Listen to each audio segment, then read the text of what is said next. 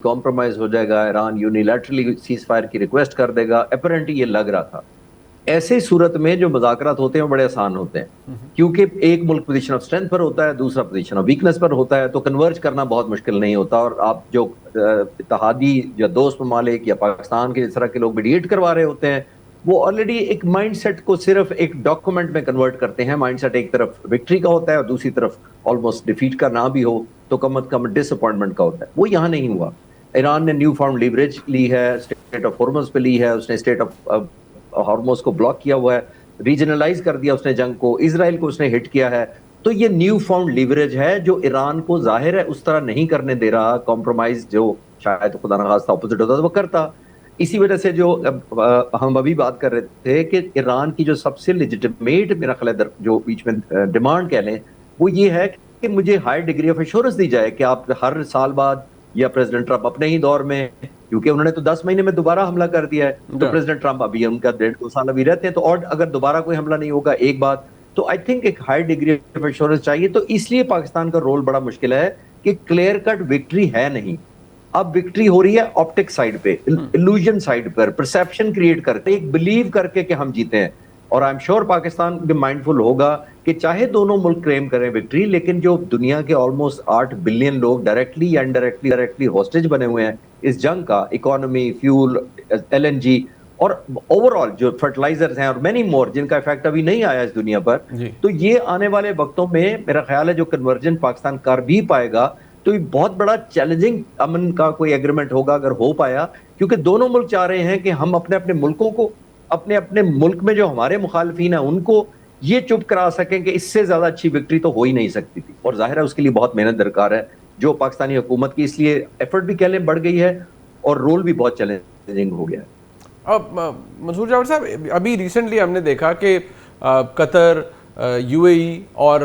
सऊदीया की जानिब से अर्ज किया गया टू प्रेसिडेंट ट्रंप के वो हमला ना हो, और उन्होंने एक्नॉलेज भी किया कि ये मेरे एलाइज हैं, इन्होंने कहा है कि हमला ना करें। क्या हम इसको हम इस तरह देख सकते हैं कि जो कोशिश है मामले को हल करवाने की, उसमें इन ममालिक ने कम से कम कतर और सऊदी अरेबिया की जानिब से तो पाकिस्तान की पोजीशन को सपोर्ट किया गया था। क्या हम ये कह सकते हैं कि एक स्ट्रेन आया यूएई पाकिस्तान ताल्लुकात के ऊपर, एक दबाव आया, लेकिन अब वो उसमें एक पोजीशन ये आ रही है कि वो भी पाकिस्तान की इस मीडिएटिंग पोजीशन को सपोर्ट कर रहे हैं? देखिए, मैं समझता हूँ डोनाल्ड ट्रंप साहब ने ये बेवक्त की रागनी ही छेड़ी है इन 3 मुल्कों का नाम लेके कि इनको एक लिहाज से दोबारा हमले से बचाने के लिए इनकी दरख्वास्त पर जो है मैं हमला रोक रहा हूँ, क्योंकि उन्हें किसी न किसी कंधे की ज़रूरत होती है। कभी वो पाकिस्तान का कंधा इस्तेमाल कर लेते हैं और कभी इस तरीके से इत्तेहादी मुल्कों का इस्तेमाल कर लेते हैं। तो वो सिर्फ और सिर्फ एक एक्सक्यूज़ चाह रहे होते हैं कि उन्होंने हमला क्यों नहीं किया। अब इस वक्त चाहे वो सऊदी अरब हो या यूएई हो, अभी रिसेंट जो उस पर हमले हुए 5-6 जो मुख्तलिफ नौइयत के, अब उसके बारे में तो खुद ये ममालिक भी इस बात का एतराफ़ कर रहे हैं कि वो हमले इराक से किए गए हैं, वो ईरान ने नहीं किए। तो ऐसी सूरत में तो ईरान तो अपने आप को इससे बरी ज़िम्मा करार देता है कि उन्होंने हमले नहीं किए। अब अगर इन लोगों को इनका नाम इस वक्त दिया गया है तो वो एक लिहाज से इनको ऑन बोर्ड रखना भी ज़रूरी है, क्योंकि थोड़ा बहुत डोनाल्ड ट्रंप साहब ने जिस अंदाज से माजी में जो रिसेंट पास्ट में उनकी तरफ से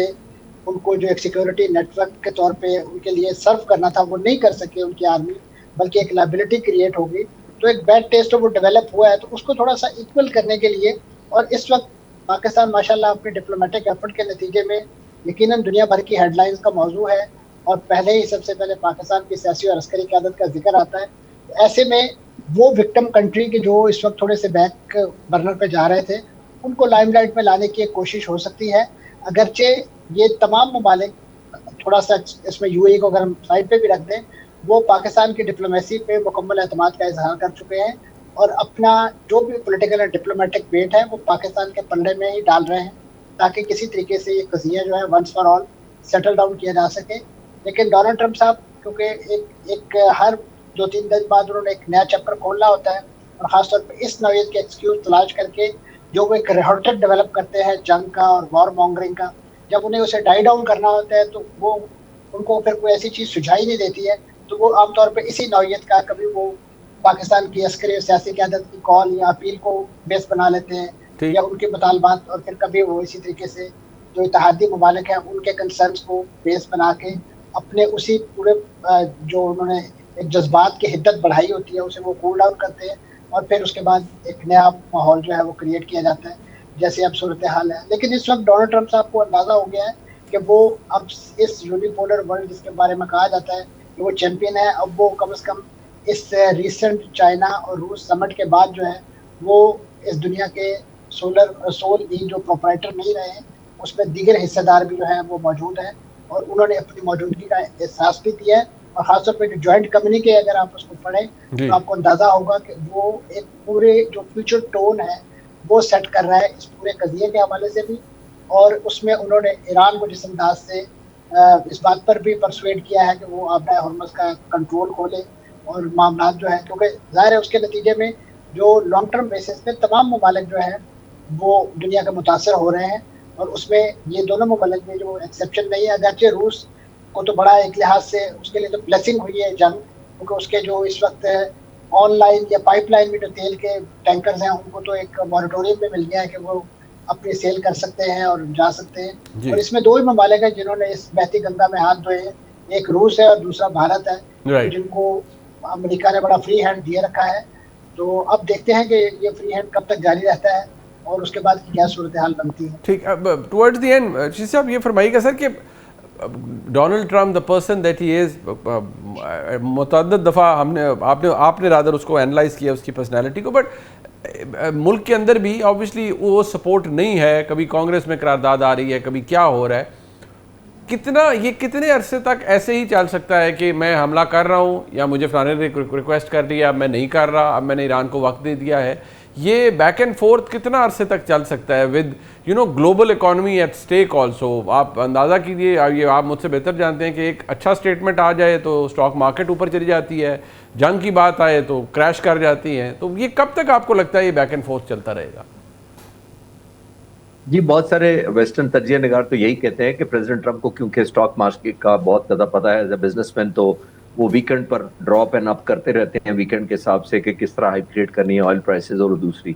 लेकिन हैविंग सेड दैट, इसमें तो कोई शक नहीं है कि प्रेसिडेंट ट्रंप नहीं चाहते, जो मसूद साहब भी कह रहे थे कि फ्रॉम पोजीशन ऑफ वीकनेस मैं किसी तरीके से, चाइना भी वो इसीलिए आपने नोट किया, पहले उन्होंने डिले किया कि शायद मैं विक्ट्री लेकर चला जाऊंगा, फिर वो जाते हुए उन्होंने बयान दिया कि मुझे तो चाइना की जरूरत ही नहीं है ईरान के मौके सब्जेक्ट के ऊपर। वो चाहते थे कि वो चाइना को ये बिल्कुल मैसेज ना दे कि वो ऐसा सदर है जो आ तो रहा है चाइना, लेकिन दूसरी तरफ हेल्पलेस बहुत है कि वो ना स्टेट ऑफ हॉर्मुज़ खोल सका, ना एक सीज फायर को कन्वर्ट कर सका परमानेंट अमन में, और ना कोई टेक होम डील ले सका। तो ये चाइना का दौरा भी इसीलिए था। अब जो आप कह रहे हैं कि जी कहां तक प्रोलॉन्ग करेंगे, वो बिल्कुल मसूद साहब ठीक कह रहे थे कि उनको ऑप्टिकली चाहिए होता है कोई ना कोई फिगर, ताकि वो ये ना सोचे कि मैंने खुद ही सोचा कि जंग एक्सटेंड कर दूं। ये तो पोजीशन ऑफ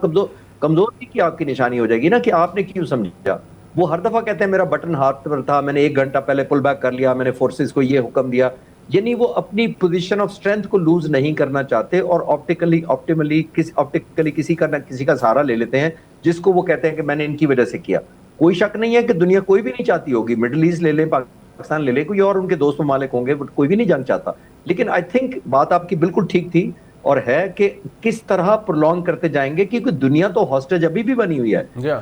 8 बिलियन लोग जो हैं डायरेक्टली या इनडायरेक्टली इन्फ्लुएंस इकोनॉमी से हो रहे हैं, ऑयल से हो रहे हैं, LNG से हो रहे हैं। और अभी तो कुछ महीने बाद जब यूरिया, खाद, प्लास्टिक और इन चीजों की महंगी होगी, तब दुनिया को रियलाइज होगा कि स्टेट ऑफ हॉर्मुज़ सिर्फ ऑयल और LNG का नाम नहीं था, और भी बहुत कुछ इफेक्ट होता है उससे। तो आई थिंक प्रेसिडेंट ट्रंप के लिए एवरी पासिंग डे चैलेंजिंग होता जा रहा है कि वो किसी तरह वाइंड अप करें। और मेरा तो अभी भी मानना है कि शायद वो something which looks like a victory, उसको शायद किसी वक्त भी विक्ट्री में कन्वर्ट कर देंगे, लेकिन मेजरेबल, टेंजिबल और वेरीफाइबल विक्ट्री मेरा नहीं ख्याल अब प्रेसिडेंट ट्रंप हासिल कर